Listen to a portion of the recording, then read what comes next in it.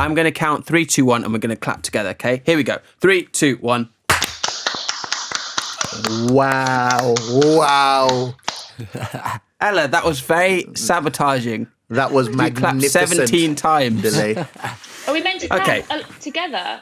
Like We went to do one single clap. Okay, this is for the podcast. Let's do it again. This is for the podcast, not for the NHS. Okay, so just one clap. Okay, here we go. Now. On 3. 1, 2, 3. Wow.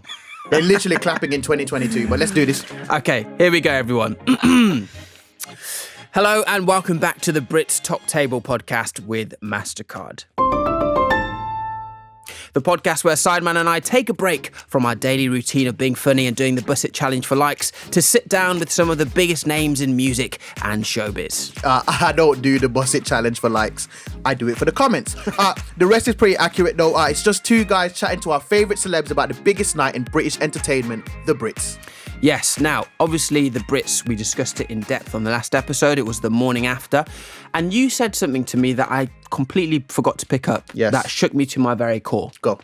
Now, in our VIP box with Elton John, Heady One, Dua Lipa, we were given 14 pizzas, as you'd expect. You know, that's the kind of A-list treatment we expect. Yes. And you said that you hate pizza. Yeah. Which I think is a crime. Pizza is for children. Let's be adults. Like, you can't be out here paying council tax and then eating pizza at the same time. What do you mean? Pizza is for the unprepared. It is for the unlearned. It is for the base. It is. Do you know what I mean? It's just bottom feeder food. Do you know what I mean? Right, now that you've said that, we're going to get into that because we've got 3 guests today who have a very deep and intricate relationship with food. I'm pretty sure at some point today they may have even eaten. So we're going to strike whilst the iron is hot and introduce today's guest. Joining us is a lady with all the rhythm of Beyonce during a 2018 Coachella performance. Her signature chicken shop dates have racked up nearly over 100 million views, featuring the likes of Heady One, H, Dave and AJ Tracy. Apparently, she also had a date with Jay-Z, but things couldn't work out. He had commitment issues and refused to put a wing on it. Ladies and gentlemen, it's Amelia Dimoldenberg. Hey, thank you. Thank you. I love the Beyonce comparison. I was like, is it going to be Ella? But sorry, Ella, straight from the heart. Straight from the heart, that one. I'd actually say you edge her a little bit, but we can discuss that. And we are joined also by a collab team who just want to go home together. One of them rose to fame on the X Factor, whilst the other trained as a professional footballer, and both have had UK #1 albums. It's Tom Grennan and Ella Henderson. Hey. What's going on? Hello. Hello, everyone. Thanks for joining us. Thank So you. this is the aftershock wave of the Brits. So Yes. we're going to be discussing the Brits, but also everything incredible you're doing as well. Yeah. So the big question really is, Ella, what would bring you more vindication? Going back in time and winning X Factor when, so many people thought you would have, or winning the Brits now? Oh, no, winning the Brits. I'm grateful for not winning X Factor. I'd have had to have sang a song for like a year and a bit and promote it without like doing anything. And I think everything happens for a reason, and with me, like that whole journey and everything, like I think I came off at the right time. I was only 16, so I think coming off of that show halfway through was great. It gave me time to just like go into artist development phase. Your rendition of Cher on the X Factor is like one of my favourite ever covers ever. Thank I love you. it. Well, actually, it's funny you mentioned that, Amelia, because I was going to say this. Ella, you've got this incredible ability to basically recreate several voices really accurately. I saw on Instagram you've done Shakira, you've done Cher. I was curious. Imagine we're at the Brits, right? And someone rushes backstage and they're like, oh my God, so-and-so's dropped out. They can't do their performance. We're going to dim the lights and we need you, Ella, to do a voice that will convince everyone it is this person. Who would you put money on being able to get, voice for voice? I think There's your no Shakira's way pretty I good. could convince anyone. I reckon there'd be something halfway through where they'd be like, huh?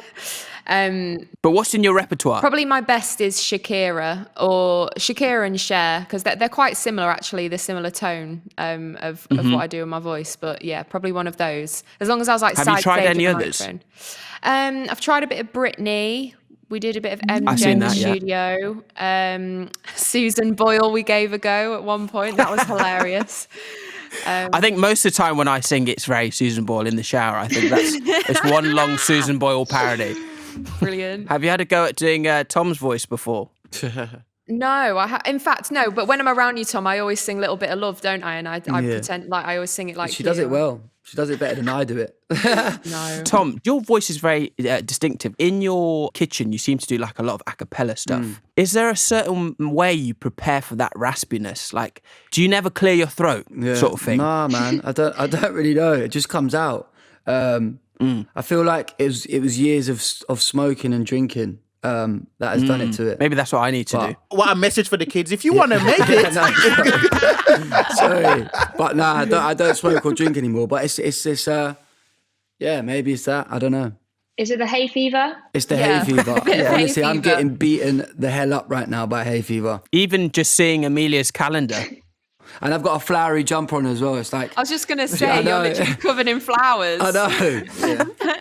Expanding on the violence against you. But yeah, it's definitely that concrete being chucked against granite type voice. Like it's that Scarlett Johansson type of, graveliness. Say that. It's definitely a nice tone. And I noticed I was watching your music videos and just the level of performance that you give to when you're doing those performance shots where you're saying your lines. In the moment, does that come naturally to you in that moment? Yeah. Or is it something where you have to put on? No, I'm cool. I like acting as well. Like I went to uni and did acting. And when I'm in a video and doing a video, I always kind of love that kind of side where you can do a bit of acting and just, I don't know, express yourself in a different way. And that's what I did and that's what I do. So yeah, I do love it. Tom's so good with videos. That's what I was going to ask you to, because obviously you guys have this song together, and in the song you get quite close and you look at each other quite lovingly. It was how funny difficult. though, wasn't it, Els? That's what I was going to ask. How difficult is that to do with the big, massive camera crew and camera that we can't see as the audience? Well, I tell you what the toughest thing was, and sorry for saying it, Tom, but I've said it before, is he had a load of Nando's garlic bread before we shot that scene. Oh my God. No, but we had, do you know what? Stunk of garlic, didn't I? Tom's so good at like getting into the zone, and I think it took me like a few rounds of like just stuck, because we did burst out laughing at the end of every shot, because like when the lights go out we had to lean into each other as if we'd gone in for the kill, but half the time it was just headbutting each other's shoulders in the dark. But no, it was funny, like, and I think when you're doing it with your mate and you're just kind of stupid around them anyway, we had a lot of fun that day. Yeah. And just being back in a pub, man, it felt so good. It was so good. Did you have fans trying to ship you guys after that? I think you always get a little, like, people question. It looks so cute in the video. Yeah, loads of people would ask, innit? But we'd be like, nah. Even my just mum friends, was like man. convinced something was going on at one point. I know, so was mine. My mum was like, what are you doing? What are you doing? I was like, hey, mum, relax. So funny. Ella, do you take offense to that? Why is his mum asking, what are you doing? No, I mean, what do you mean? like, you better be treating her well. This sounds way more intimate than my dates, actually. Yeah. I was going to say, Amelia, have you been on one of your chicken shop dates and sort of been, going with the flow, and you've been like, I'm actually getting the impression that so-and-so actually is really into this and is treating this as a proper date? Because it's sort of partway between a real interview and then there's sort of a bit of flirtatious sort of comedy flown in. Yeah. But do you ever feel like, oh... Do you mean apart from yours? Hey, listen, I was just, that was all in character. So I was, Me and Amelia have had a chicken shop date that wasn't filmed. What? Really? I cannot remember what city we were in there. Maybe it was the And then Mobos. I think it was the Mobos. It was the Mobos. Yeah. And then I was in a shop, and then I don't know if you walked in or I walked in, and we were just sitting there having a conversation, and I was like, whoa, I feel like I'm being interviewed right now. Yes, that was a very memorable time. if there were no chicken nuggets, it wasn't a date. I tell you that now. But no, I feel like, yes, I think that every time I'm there in the chicken shop, I do hope for the best. But usually it doesn't go to plan, really. Pan out. Yeah, it ends up with us with nothing, really. Parting ways. Only speaking through the managers. The last date I went on, I did smell him. I respect that. Was that slow count? tie? Was No, that slow actually tie? hasn't come out yet. It's the new Oh, date. fine. But yeah, he did smell good. I was going to say, was you smelling him because he smelt bad, or was it No, a he nice smelled good. smell? Well, he smelled good, yeah.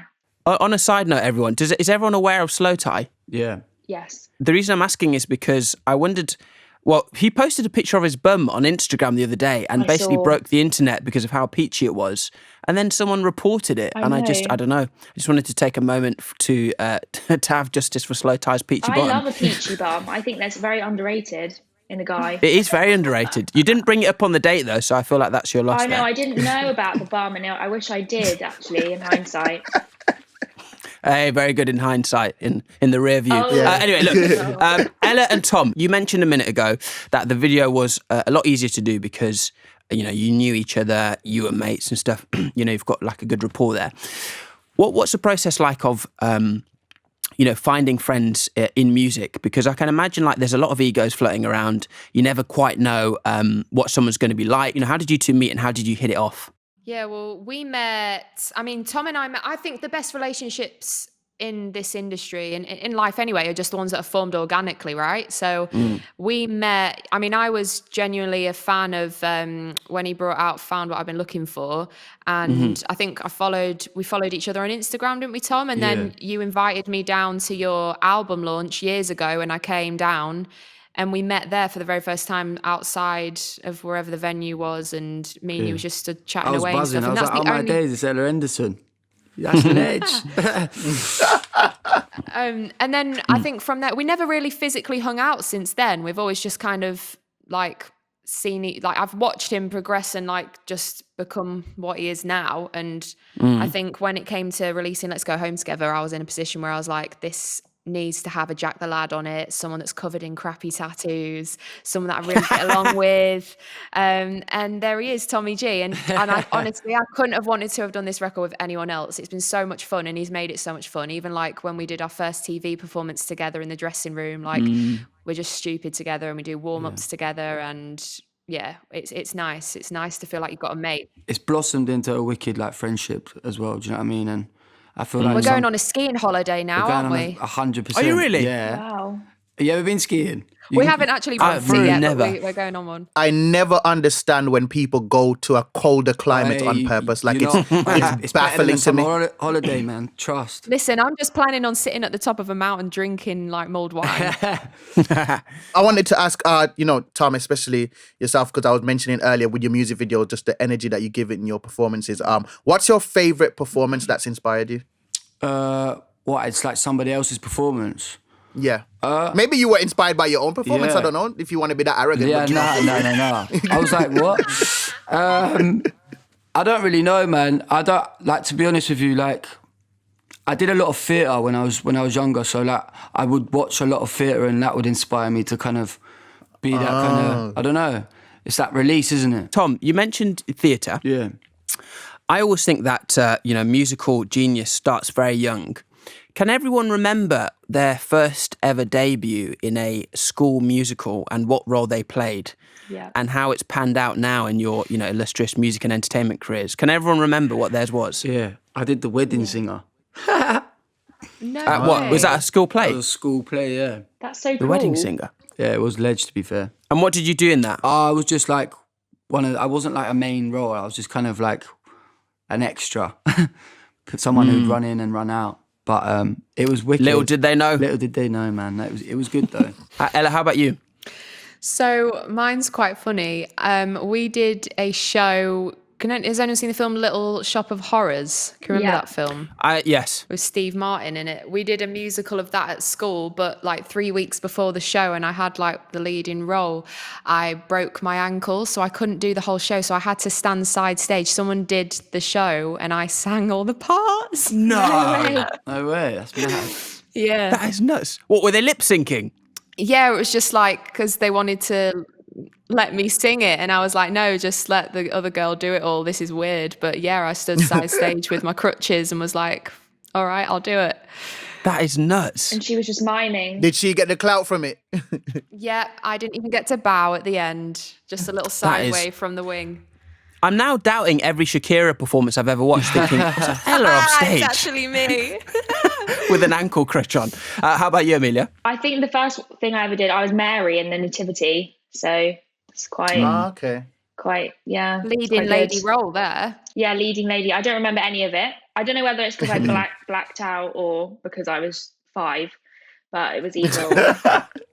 I'm going to go with the 5-1. Yeah. So, Amelia, Tom, and Ella, we've talked a lot about food. We've heard some pretty controversial opinions raised, even at the start of the podcast, about pizza. Yeah, I can't handle that comment. Amelia, you deal in the currency of chicken nuggets. Yeah. Ella Henderson. Henderson's obviously a well-established form of relish. I'm sure Henderson's relish. Tom Grennan. Not sure what the link is to food. Didn't go that far into my planning, but I'm sure we all have a relationship with food. So we've devised a game called the Master Plate. Yes. And what it is I've researched, Sideman and I have gone through the internet and found 4 of the most controversial food opinions that divide people across the world. And we're going to ask you to find out what kind of people are in front of us. Yes. So, Sideman, you take the first Depending on what's said, we might just lock this whole call off. Yes. Yes. Okay. So, mac and cheese should be eaten with A, a knife and fork, or B, a spoon. Oh. Knife and fork. No, absolutely not. Mac and cheese will slip off a spoon. Can I be honest? No. It's whatever cutlery is there. I just want to eat the mac and cheese. I respect that. I think a spoon, though. I think I disagree with you, though, Mun. Why? Definitely a fork. Yeah, it will slip off. I definitely had mac and cheese with steak yesterday, and I ate it with a fork. But if I'm thinking about it, I wish I'd have asked for a spoon. It would have been a lot easier. Exactly. It would have been a lot easier because you don't want to get your prongs through these little tubes of pasta. If you've got the spoon, you can just scoop it up. And you lot saying it's slippery. No. I'm not eating it with a spoon covered in Vaseline. Bro. It's like a little... Eating mac and cheese with a spoon is childish. Everything's childish to you. You're going to tell me breathing's childish. The fork allows you to get the cheese and play with the cheese, and there's a whole thing that goes on with mac and cheese. It's it's a texture thing. You could put each tube on each prong. Yeah. Do you know how young that is surely more childish. No, that's quite adult. That's quite adult. Yeah, that makes sense. It's very sophisticated. I feel like having anything other than soup with a spoon is just super duper young. You have to have a spoon though when you've got spaghetti. I like to do you do that to twist the fork with the spaghetti on the spoon? I know what you mean, but I think that's... I cut up my spaghetti. That's childish, isn't it? Now that is That's childish. childish, isn't it? That's crazy. Yeah, but that's crazy. It's less mess. What, just to make penne? Yeah. That is literally playing with your food. All right, let's go to the next one, Munya. Okay, pizza should be eaten... None at all. Sorry, my bad. That's what I was going to say. Because it doesn't apply to Sideman. High and mighty. Pizza should be eaten A, with a knife and fork, B, folded into a wallet, or C, with your hands. Now, when I say the wallet thing, I'm not saying put it in your actual wallet and save it for later. I'm talking about having the pizza, folding it in so all the filling's contained, and then having it like a sandwich almost. Never heard of that. Calzone, isn't that what it's called? Yeah, that's a dish in itself. But you can make your own calzone. I think with your hands. If I went on a date and a guy sat with a knife and fork to eat a pizza, I'd get up and leave. Right, well, we were never going on a date then because that is what I do. And Really? I'll tell you why, Ella. If I've ordered a pizza with artichoke on, they're going to put a massive slab of artichoke. Now, there's a complete risk of that just falling. Who orders a pizza with artichoke on it? I do. To be fair, I've had it on pizza and it's great, but this is the thing. When they cut your pizza, there's always a bit of the filling that is half on, half off. And when you lift the pizza, it falls off, doesn't it? yeah, but that's when you kind of cup the pizza and bend it round and just... So you put it into a wallet. You have a pizza wallet. I think you need to cut out the artichoke. Get rid of the artichoke and your problem solved. Yeah, let's just get rid of the artichoke. No, I find it funny because Munya made this game to really vindicate himself, but he's been completely ostracized by everybody. We're just huh? It's like, who is this weird dude? Okay, right, the last one. What do you call the end of a loaf of bread? Something to be discarded. Crust. Something to be discarded. Something to be discarded. The end. The crust. No. The end of a loaf. Yeah, that's the crust. The hard bit.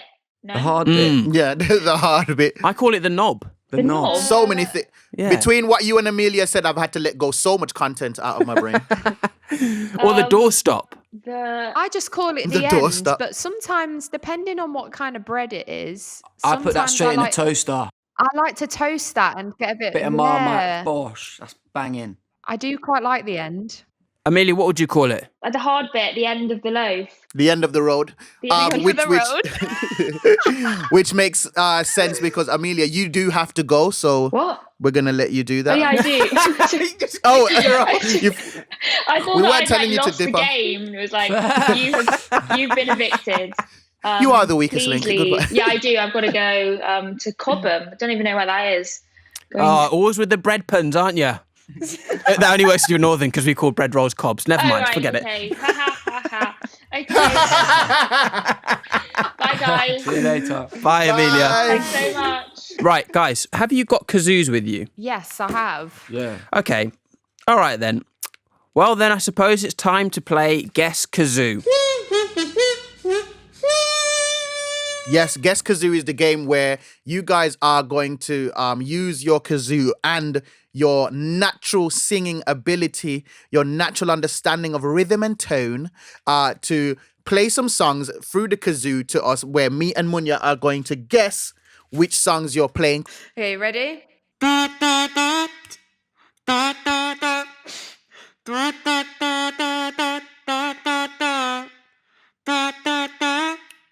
I feel like this should be so obvious. Okay.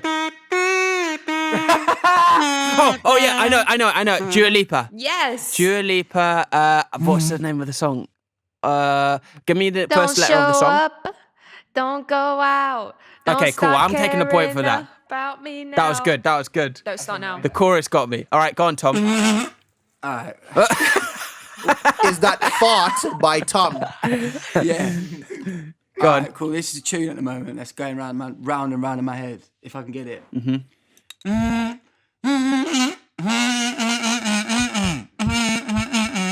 Oh yeah, body. Yeah. That was Body. Russ and Tion Wayne. What a tune. I'm very... Wait, try, Tom, do it again so Sideman can I'm hear. very... Sorry. No, I heard it. I'm very annoyed. Ella, give us one more.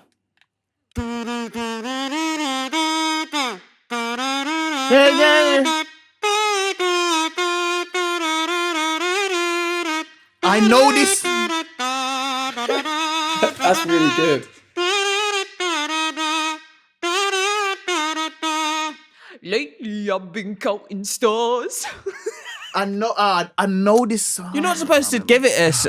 Now we know what it is. No, I that's still not don't. the song. That's Oh. not the. What was it? Did we get to the chorus yet? Yeah, that was the chorus. You do know this. It's right in front of you. It's right in front of you. Let's go home together. No. Oh, this is so annoying. It's a Tom song, obviously. Little bit of love. I'll give you it. Okay, cool. I'll take the point. on that. Yeah, I'll No, give but you se- that. Little bit. No, but seriously, Ella, your You're performance, so good on kazoo. What the it's so good on kazoo. I know. I Yeah. feel like I'm going to make this part of my set now. Right. Okay. Let's have one last one now from you, Tom. This is the decider. All right. It's the decider. I have no points. What tune do I want you to have?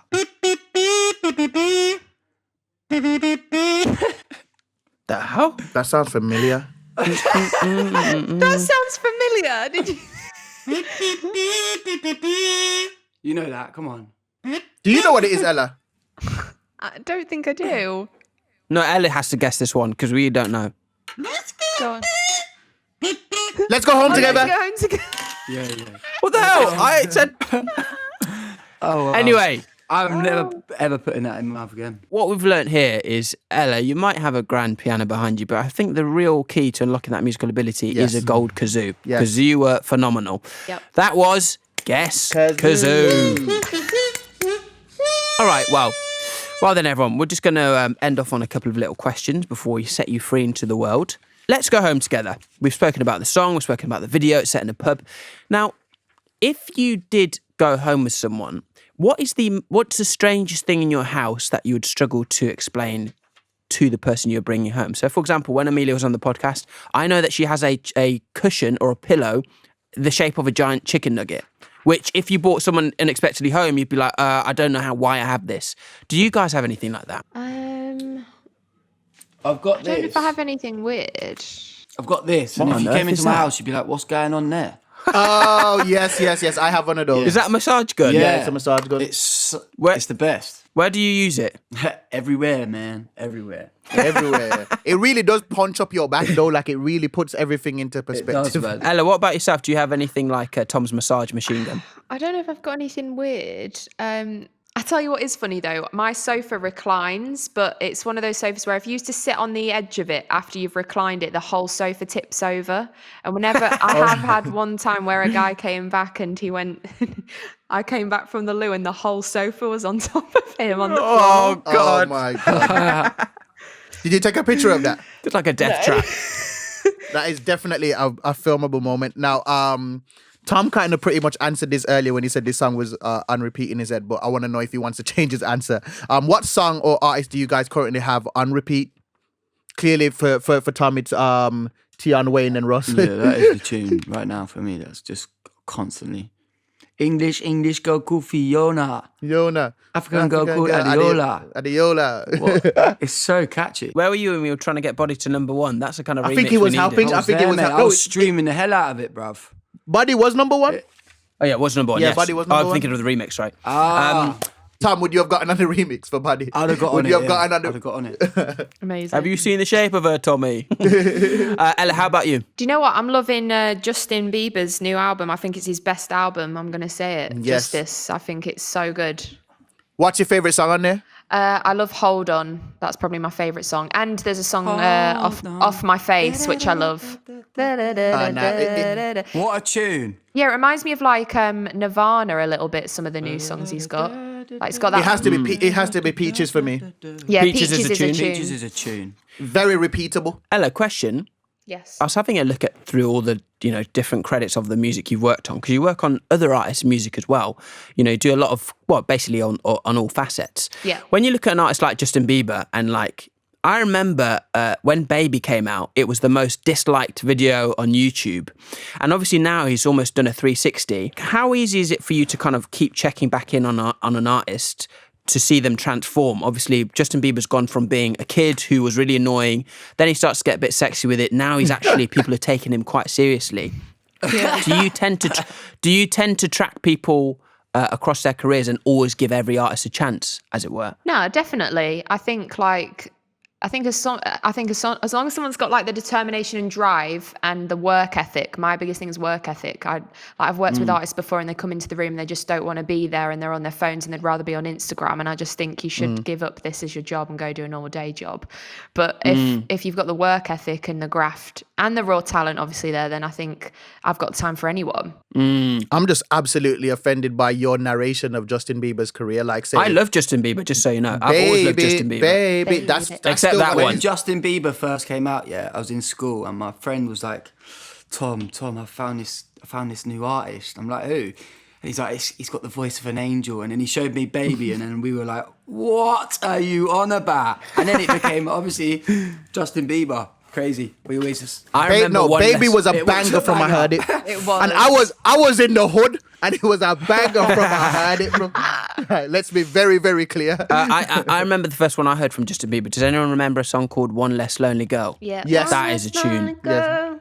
That is a big, big tune. What a voice. Not Bieber. You do know, after Speaking- this, I am going to go listen to all the early day Bieber stuff now. You have to. You have to. Ella, your song has had a resurgence on TikTok, hasn't it? It's just Yes, out it of nowhere, has. just started to blow up. Can you remember the day that you found out that was happening? I woke up one day and my team was like, there's like 1.2 million shares of Ghosts. Do you want to do a TikTok? And I was like, what? Why? But it's so random. Why? TikTok's so random as well, because like I didn't even understand. There wasn't like a trending video of what to do on that video. It's just anyone doing anything to the song. Now I have to ask, like, when you've done a song, you've put it out, you've released it, it's kind of, left the first trimester of all of the hype of it and the hoopla. Is it like done for you? Because like you said when they asked you to, you said why. Do you ever like divorce yourself from a song in terms of how much you love it? I think it's hard when you've written something because they're all like your little babies. And I think Tom will agree with that. Like when you write it, like you're close to all your music. But I think for me, I always I have my handful of songs that I think are like, okay, these are my bag of singles, and I play them to the label and I get excited about them. And then once I release them and they're out in the universe, I can't do any more. Whenever I go to release a record, I'm like, I've given it 110%. I couldn't have done any more. So whatever happens with it, happens with it. That's a great way to look at it. And, you know, speaking of artists as yourself that have been as successful as you have been, what is it like then when it comes to that moment of releasing the new single with the previous having done so well? Is there an anxiety that comes with that? Or do you, like you said, just tell yourself, I did what I could do, so I'm not going to let myself be discouraged by whatever the numbers say? For sure, like you can't sit here and deny we're all human, and I don't think it matters what you do. Whenever you go to release anything or you go to do something and you've had success the first time around, you want success again. We all strive for the same thing. You want to do better, and like that's as naturally as a human being you want to grow and develop. So yeah, of course you do. But I think I view success in a different way now. I strive for being in the top 10 and having big sales and big records. But in the same token, if you've given it 110 and you couldn't have done any more, and you've worn your heart on your sleeve, there's no point in beating yourself up about it. Just get back in the studio and write again. Because music now, especially, I feel like it belongs to the public. Like they decide so much more than they ever could before of how music's shared, which is kind of cool and exciting. Because I feel like at the end of the day, you do it for the fans, and they're the ones that are going to buy a ticket to come see your show. 100%. Tom, you know, looking at just going through back some of the videos of when you got that award for the album, it was number one album, how happy you were. And, you know, it must feel like, I put in all this work and, you know, I've got that gratification. Do you take like a big chill period after that where you go, cool, I'm just going to bask in it now. I'm just going to really enjoy it. Or are you like straight back in? Yeah, I'm straight back in. I'm straight back in. I've started writing my third album, really? And like just constantly just trying to keep my brain working, keep songs going. I feel like right now, like when I got told I got the number one album, it was kind of like, wow, I feel like the hard work starts now though, to keep that going. I don't want to just have that and then fall off. I kind of want that to be the first stepping stone, and then to more success and to be a bigger artist. Yeah. I hear you. No, it makes sense. But I think also there's something good to be said about, you know, taking time just to really think about what you've achieved. Do you know what I mean? Because sometimes, you know, I've had conversations with Sideman where we said the same things, but it's like, it never does end because there's always something bigger to achieve. Yeah. It's a Brits and then it's a Grammy and then it's a this and then it's a that. I don't know, man. You guys have done some incredible things, and I really do hope that you take time out to sometimes just go, you know, give yourself a little pat/massage on the back and just go, yeah, we're doing great. Give yourself a massage pat on the back. Guys, it's been an absolute pleasure having you on the podcast. Thank you so much. Thank you for having us. Ella, I believe we've got an album from you to look forward to later this year, I think. You have. Hopefully you enjoy it. Hopefully you don't treat it like you treat pizza. No, never. Tom, judging by what you've just said, we'll probably have about 4 albums from you this year, knowing your work rate. But listen up, kids. That is the work ethic you need in life.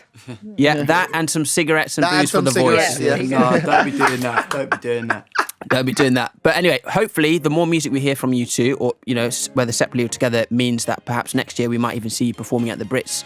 And Sideman and I will have the pizzas ready to go once you step into the box. So until next time, Ella, Tom, thank you very much. I've been Munya. I've been Sideman. And this is the Brits Top Table Podcast with Mastercard.